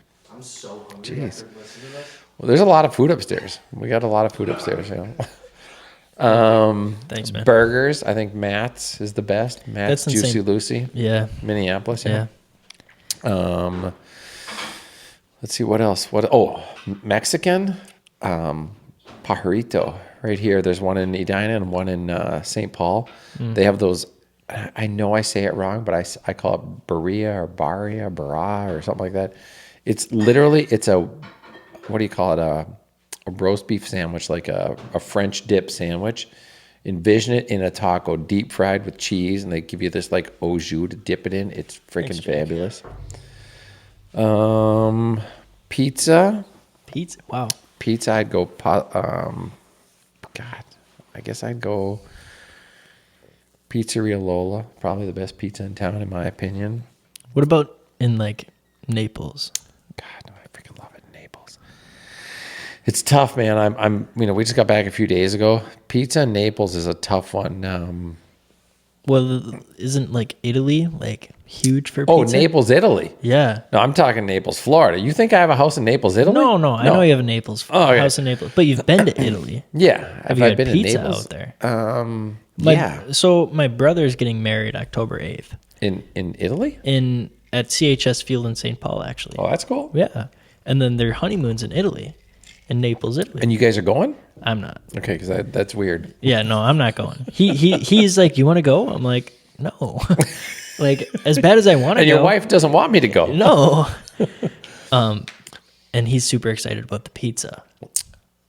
So I have this feeling that the pizza I've had in Italy is probably not what we Americans look at as pizza. It's different. It's way different, right? It's probably more flatbreadish. Yeah. Yeah, it's not like a New York style pizza. So I used to work at it's called Pompeii Pizzeria in Elk River. Yeah, I haven't been there. And it's you got the wood fire. Oh, that I love. Yeah, I used to work there. Like, I actually just went there. It was the fourth date. So the fourth Sorry, date. Emma. Emma, go get him. Like Yeah. get rid of, what's the new girl's name? Jake, do you remember? Lindsay. Oh, wow. You forgot? No, I remembered. That was a test for Jake. Lindsay, I'm so sorry, but he's in love with Emma. So it's just the way it is. I'm not gonna post this for a couple days. So I got a couple more dates. Sorry, Lindsay. Please don't put anything bad on social media about me. Don't give me a bad review. Oh my God. Julie and I got 4 bad reviews on our... What? Yeah, no, but they're not even our clients. We were on TCL, and one of the hosts said something negative about a house we were showing, and we get the bad review. I'm like, what? How does that even happen? Yeah. It's not fair. How is that? That's not fair at all. No, it's so crazy. Anyway, go back to the ladies. I feel like it always is brought up on these podcasts, but To be 21, gosh. single and 21, I guess, I'm not quite triple your age, but I'm getting close. Holy buckets. You were born in 70? Yeah. My dad was born in 72. Your dad is older than me? Yeah. No, he's younger than you. Oh my God, yeah. And my dad is younger than you. Your dad's 51. He's 50. He'll be 51 in July. Oh my God, yeah. Yeah. I love my parents. I'm going to have to meet him one day. My mom has no filter. Well, I know what you're like. Your mom likes to drink now, apparently. What's your dad like to drink? My dad's a huge brandy 7 guy. We probably got some brandy up there. Yeah, 4. Love my parents to death. Bring them over. I should. I would. What do they think of this stuff? My dad was a little skeptical just because we traveled all over the country for golf Yeah. since I was 12. We've been to California, Arizona, Florida, the Carolinas, Texas, Montana, all over to play golf. And for him to see me kind of Switch gears. leave that behind and go into real estate, I think it was kind of hard for him to see that just because he saw What's your dad's name? Jeremy Holland. Yeah. Born and raised in Cambridge, Minnesota. Not a bad place. Jeremy, I'm going to go on record here. I can only imagine. I'm not a father. Julie and I have been trying for 15 years. Hopefully try later tonight. Is that too much? I love it. Just kidding. Are you? No, we tried this morning. Sorry, Jeremy. He's doing well. He's doing really well. Back him up, support him. This industry is unlike any other industry out there. You can have so much fun, meet so many amazing people. And the thing is, and I don't know you that well yet, okay? Mm-hmm. Don't ever, ever, ever chase the dollar. Don't do that. It's not about that. But a lot of people it is. Yeah. A lot of people, they go to school for this, they do that, and it's all to chase that dollar. Treat people the way they should be treated, the way they want to be treated, as we discussed, and the money will follow. Well, actually, let's start at that top again. Go to God. Yep. Treat him right. Build that relationship. Treat your brothers and sisters the way they should be treated. Love them, respect them, care for them. Put them in their place if they need it. We're not selling anybody on anything. Mm-mm. Somebody comes to us, they want to buy something. Just be the person that helps them make the best decisions. Educate them to help them make the best decision. And if somebody wants to sell something, be the person that really brings them the best scenario, the best value, the best everything. Sorry, what was your dad's name again? Jeremy. Jeremy. Sorry, Jeremy. Tequila and the wine. Yeah. This dude's doing it. So back up the kid and keep loving on him. And to say that he wasn't supportive, he was. No. For him to let me live at home still, rent-free, has been huge success for myself. To not have that pressure of bills. To not have to chase that dollar amount. Yep. To know that, hey, I don't need to make all this money, I can just go help my clients make the best decision and help them improve their life. It's been so helpful for me and my business. Well, if you're chasing money or you need money, you're making decisions because of that. And if you're making decisions to just help people, it just glorifies everything you're doing. It really does. And me and Tyler actually just had this conversation Thursday night. He sent me a screenshot of our like commission tracker that I didn't even know we really used, and I didn't ever look at it. And he sent me like what I've made this year already, and it's triple what I've ever made in my entire life in 1 year. That's awesome. And it's April. And you had fun doing it, and you I did never even good thought stuff. about it. That's the other thing. Yes. I never even thought about the money. Yeah, I mean, money's always there, right?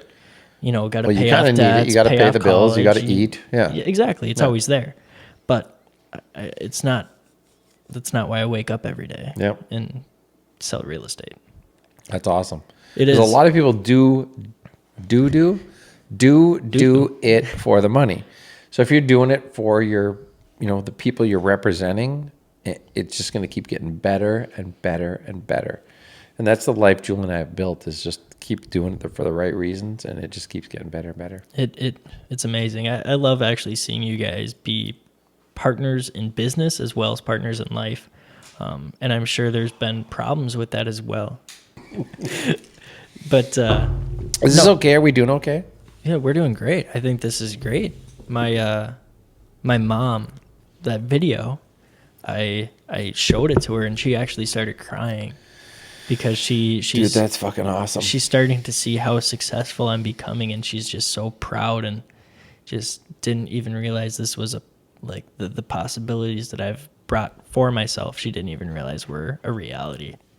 It's got to be a good feeling when your parents actually recognize how happy you are and that you're living your dream and you're helping people. That's the goal. It is. And so my 21st birthday, I had 3 closings that week. I know, I watched the video. And to hand the key to people though is that feeling is so awesome. And that's why I have that golf tournament on May 1st.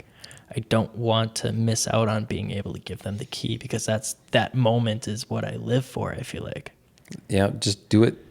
You know what? Send them a Zoom link and have somebody in the room and But the nice part about it is my tee time's at 11. Okay. And the closing's at 9:30.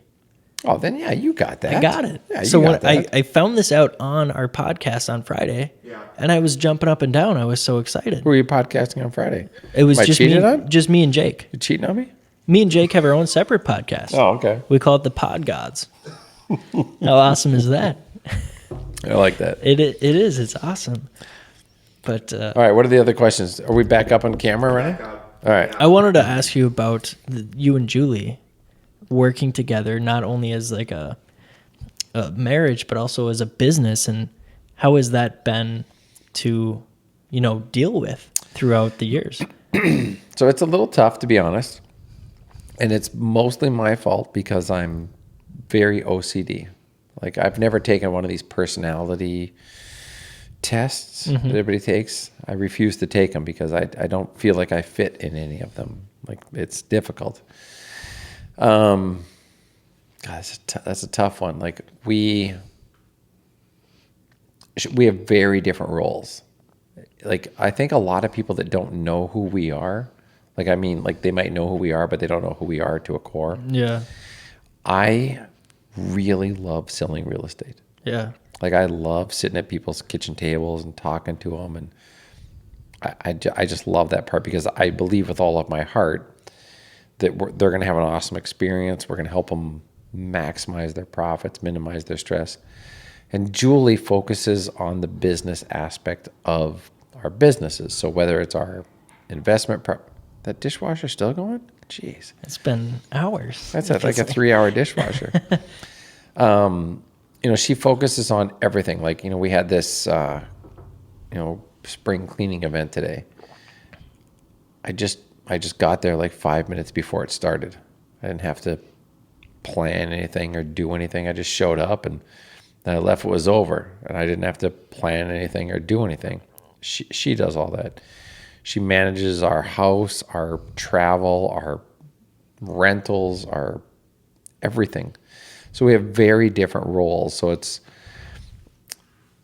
don't get me wrong, she's still a realtor and she does sell some houses every year, but God, it's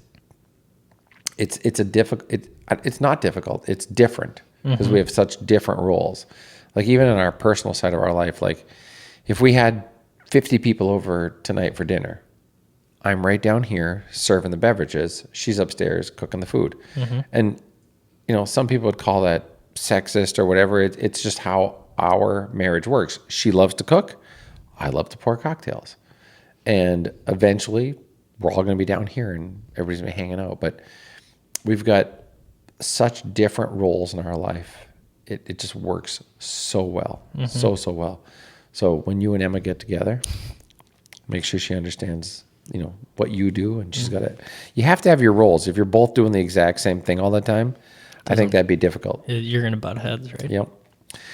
It is, as I said earlier, I can't imagine every girl I dated prior to Julie, after my first wife prior to Julie, it was kind of painful. Like we'd go to Manny's for dinner and they'd be like, oh my God, this is so great. I love it, blah, blah, blah. But then be like, really? You got to take like 3 calls during dinner? Well, yeah, that's what's paying for dinner. Yeah. Yeah. So it was difficult. And then when I met Julie, it was like, she just got it. It was so fabulous. I went on a date in January. Not with the girl that... No, completely different girl. This dude's dating everybody. Now you sound like Tyler. He does that? Oh, he always gives me shit for it. Oh. But I had a business phone call while we're at lunch. And I'm like, I got to take it.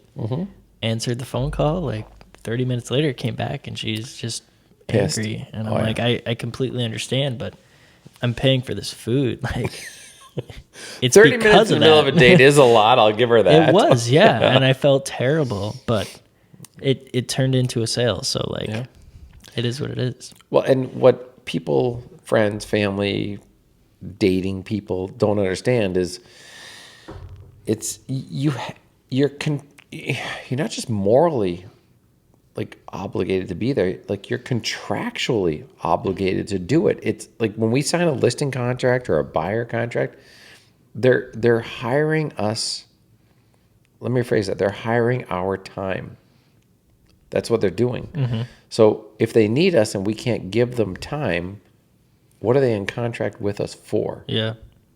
So as much as for that poor young lady that was out for that date, it is what it is. Like, yeah, you're 100% right. It is. Yeah. That's why I know you're going to kick ass at this Her business. father was in real estate too. Apparently he didn't do very well because otherwise she would have got that. Yeah. That's kind of what I thought. But No, it's true, because like it's not a Monday to Friday 9 to 5 thing. It's not. When I go on a listing appointment, I spend the first, you obviously get to know people. That's the first thing, right? You build a rapport, right? Yep. And then I like to talk a little bit about, relationships. I talk about, some of the cores of our business, but then I finish up with the passion piece.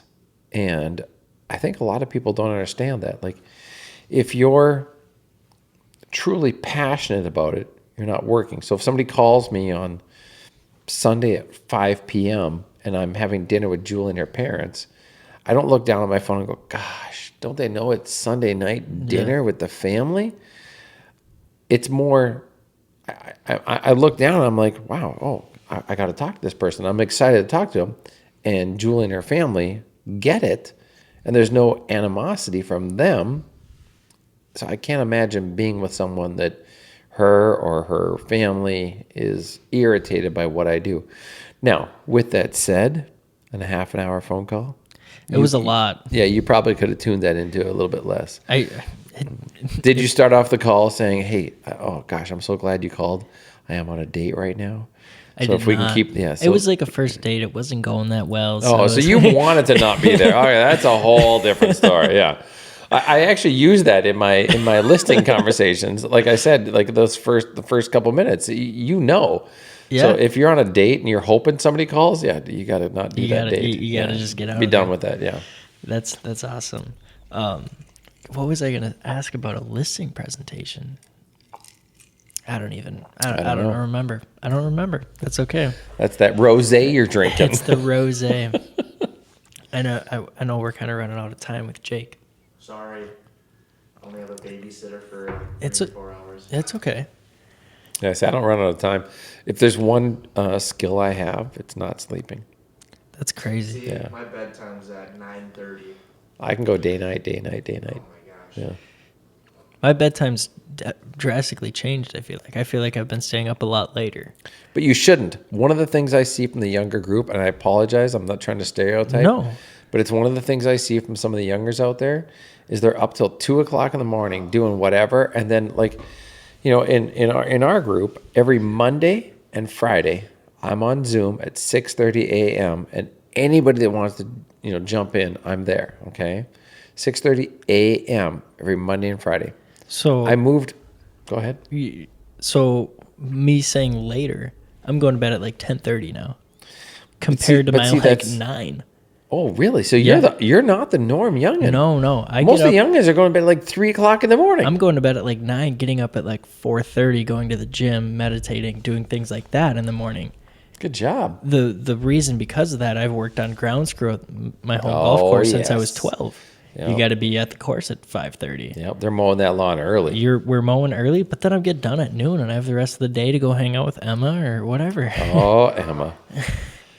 Oh my God, she's gonna watch these videos one day, and she's like, "This might be played at your wedding." It might be. It was a success. We did it. Just make sure I'm in the back row at the wedding Yes. somewhere. Oh, you will be there for sure. You I'm gotta, gonna send the monkey and the cymbals up to the front. as long as you get me a bottle of tequila. I feel like I can make that happen. It's funny. I have a safe in the house, or a safe room. Like behind this wall is a safe room, and there's a bottle back there that a friend of ours bought us for Christmas, and we're building another new house right now. And Yeah. I've shared how important my Bible study is. In our new house, or our next house, there's going to be a legit 1,400 square foot Bible study room that Bible study won't happen in. It's not for the Bible study, it's for the after Bible study. And there's going to be, what'll be 4, 8, 9, 10, 11, 12, 13, 15, 150 feet of 10-foot tall walls that we can draw. I removed the whiteboard. I forgot. But there was a whiteboard. Yeah, there was a there. whiteboard here with some Bible study stuff on it, and I'm so freaking excited about that. That's awesome. How did I get on that topic? Emma? Freaking tequila. That's Emma. So, Everything just goes back to yeah, Emma. it does. All right, what's left on this list? I want to ask you, where are you guys serving? Because I know you guys started in Florida this year, correct? As We did. well as Arizona? Yep, we met these amazing people, Tim and Dina. They have these co-ops they build, and they're like, I'm legitimately one of the most particular people on the planet. You can ask my friends, you can ask Julie. Good or bad, I'm difficult. I'm particular. So these people approached us, Tim and Dina, to help them market these co-ops. And when we first toured one of the buildings, I was like, oh my gosh, this is me. This is amazing. I'm like, I'm in. I want to buy one. And Julie's like, Daniel, you're not 62. So they build these 62 or better, not 62 or older, which I think is really cool. They're calling it 62 or better. Yeah, I think that's awesome. And we have excuse me. They have these buildings they're building around the Twin Cities here. They've got a few amazing. So what's really cool about this group is they buy these tiny pieces of land and put up small buildings instead of these, 4, 5, 600. I keep banging this microphone. These 4, 5, 600 unit buildings. They're more like 40, 50, 60 units. And they're opening one in Arizona, in Scottsdale, like just outside Scottsdale. And it's like, we haven't seen the actual buildings yet, but like we've seen the land and the views. It's going to be amazing. And then we have, so that's what brought us out to Arizona is, their desire to do that out there. And we're just blessed again to be along for the ride. But Naples is, I started going out to Naples in early 2000s, right after my divorce. And Julie and I bought our first place out there in the mid 2000s. And we opened an office, I guess, technically last year. And there's a lot of people from Minnesota, Wisconsin, like friends, family, past clients that are just wanting something that's, south and warmer, especially with all the work from home options. And we just had to open that office, and it's been amazing. We've got, I think, 7 realtors right now out there working for us that are, I shouldn't say for us. They're like, we're a family. They're working with us, and they're awesome. And I love it out there. I do. Like when I came back here on Monday, it was tough. Yeah. Like come back to like blowing snow. Like there's no snow outside right now, but it's just cold. Like, cold. It was 32 degrees today. It was like 28 overnight. And like I talked to one of the realtors that works with us in Florida this morning, and I'm like, what's the temperature right now? She's like 82. I'm like, oh, you suck. Don't even say it. Yeah, it's like literally it's 32 here. Like that's 60 degrees difference, right? 32? No. 42, 50, 60, 50 degrees difference. Yeah. Like that's a lot. But you guys had like mid 80s, what, 5 days ago or 7 days ago or something? Last week? Yeah. Oh, windows down, listening to music. And right now you got to keep the heat on again. Oh, it's freezing outside. But nonetheless, back to your question, like, we just, there's so many people out there that need what the NSA group does. Mm-hmm. Whether it's the Tyler Miller group or AJ or us or Pemberton's or TK, like everybody's moving constantly. Like it's not like this one thing you do once, and everybody needs amazing people to help them everywhere, not just here in the Twin Cities. So, we do Wisconsin, and now we're doing Florida. Well, we've been doing Florida for like 2 years, but we just technically got our office, and now this Arizona opportunity is just awesome. Yeah. And I hope, Julie and I hope that, Tyler, like, we spent some time with Tyler in Naples. Yeah, right? Yeah. They've spent some time with us out there, and and Parker got a place out there now too. And we're very hopeful that the NSA group, as much as it's North Star Alliance, it just continues to grow into some of these southern warm climates that most people in the North want to have something to do with. So yeah, it's been fabulous. No, I couldn't agree more. I mean, I love the NSA. I love it all. Were you there the night we came up with that name? I was not. I mean, I've only been on the team since October-ish. I feel like we were at a bowling alley. It was a bunch of us sitting at a bowling alley, and we're just, having some beverages, talking about stuff. And we came up with, like, we got to come up with something here. And I can't remember who came up with NSA anymore, but it was, Tyler was there, Parker was there, Julie and I were there. And I can't remember who else was there, but it was like, we got to come up with our own name. And somebody said something about the North Stars. And I was like, wait, go back to the Jets. That's part of it, because it was. It's all part of that. Yeah, it was fun, and I'm just. I don't even know how I ended up in this position, but I'm just happy to be part of this family. I love it. Like I said, if I wasn't in the North Star Alliance, I wouldn't be here. So it's been very nice too. Cards full. That was like 64 gigs. I didn't even realize. No, that's okay. No more video. We're done. No more. Audio's still going. All right. Cool. Yeah, we get audio, but. Was there any more questions on that list? There was. The one question I did want to ask is, for all the young agents that are out there, thinking about maybe getting into the business or are in the business and are struggling, what is some things that you can, give them, or some, advice? Wow, that's gonna take like 2 hours. Jake, start taking stuff down. We got the audio. No, it is a tough question to answer. Honestly, dig deep, find what you really want.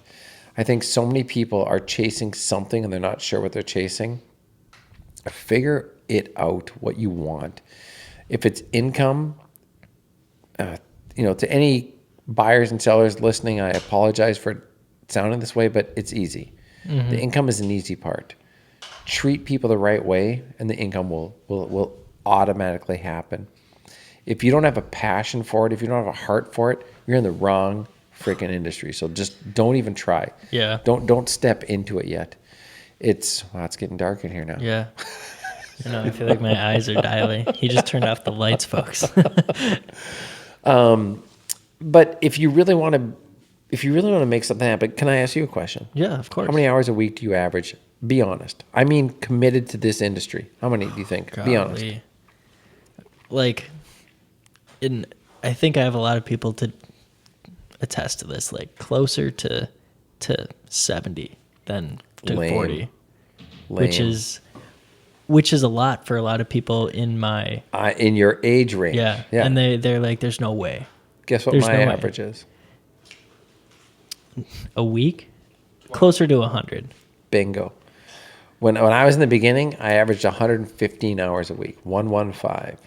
And I don't even know, if I'm being honest. That's what I mean. I don't think you're being honest. I honestly probably think it's more, but I would have to actually look at it. The only times I'm not working are from like 5 a.m. to like 8 and from like 9 p.m.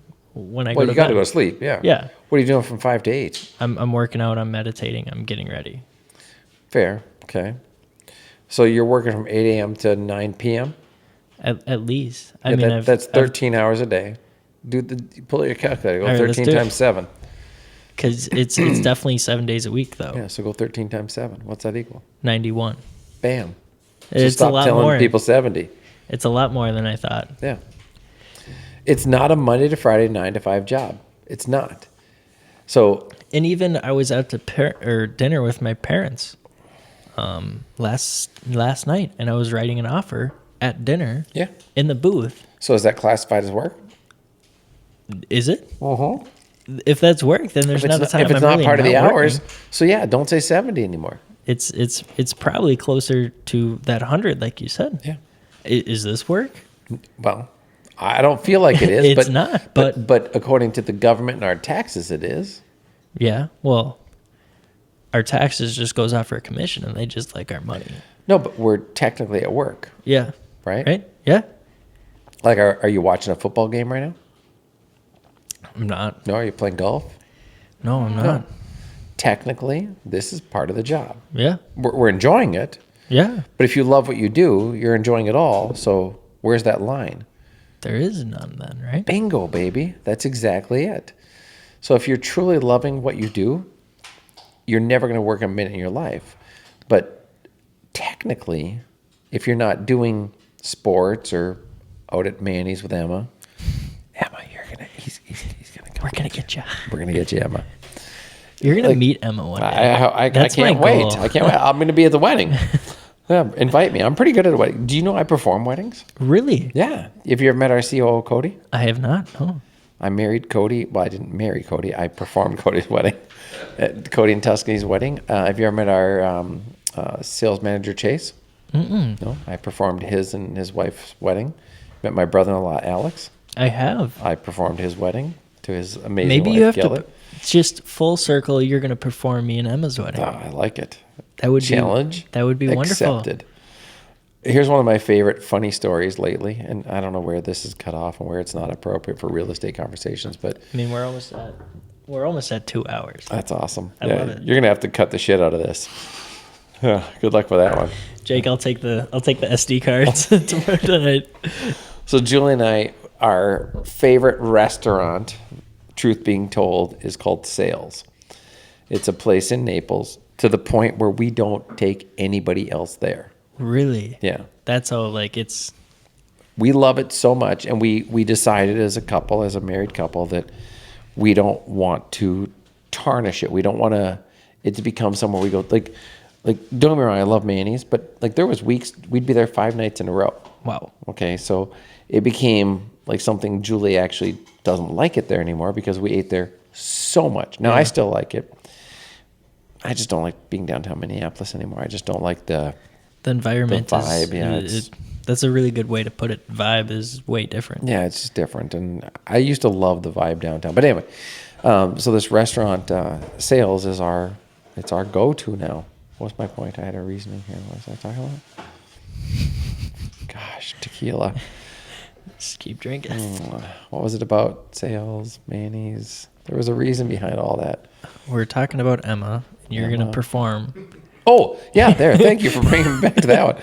So we're at our favorite restaurant, like date night stuff. We go there maybe once or twice a month, and it's truly fabulous. The food is fabulous. The bartenders are fabulous. We prefer to sit at the bar. So we're sitting at the bar this one night. We get back into Naples. This is last February, not this February, but a year and 2 months ago.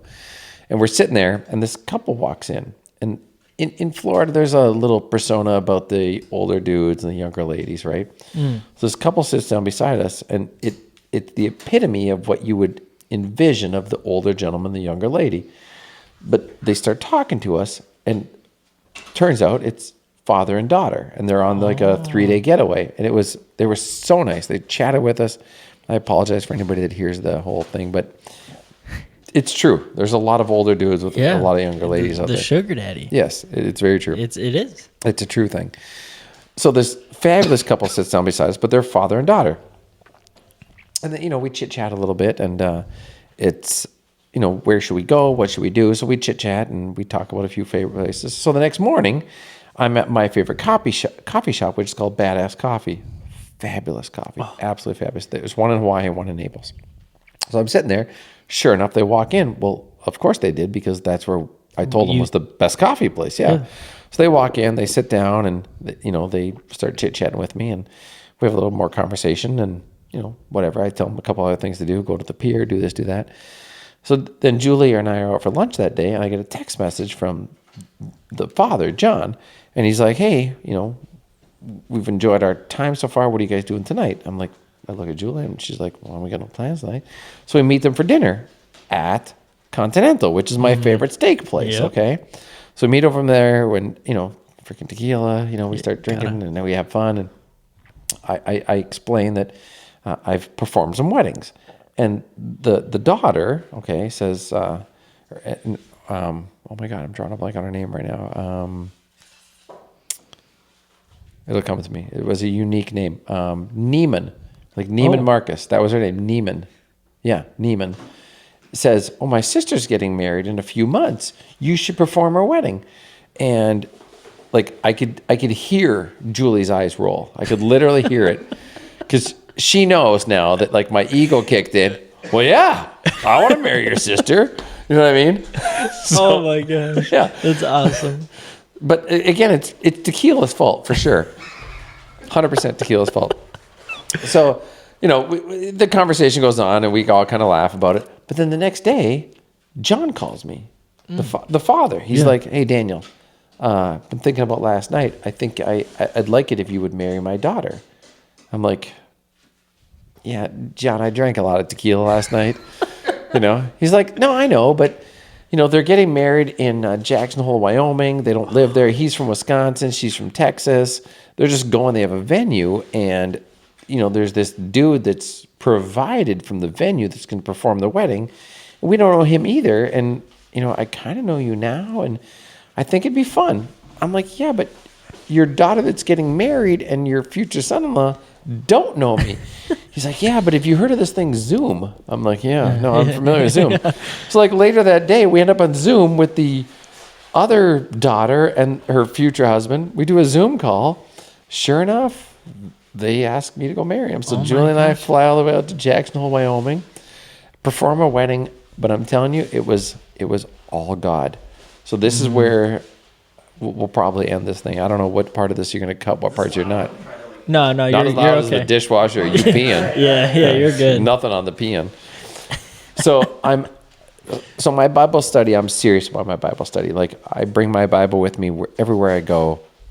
So we're in Jackson Hole. I get up. I love getting my coffee early in the morning and studying God's word. So I'm at this coffee shop in Jackson Hole, and I'm doing this study.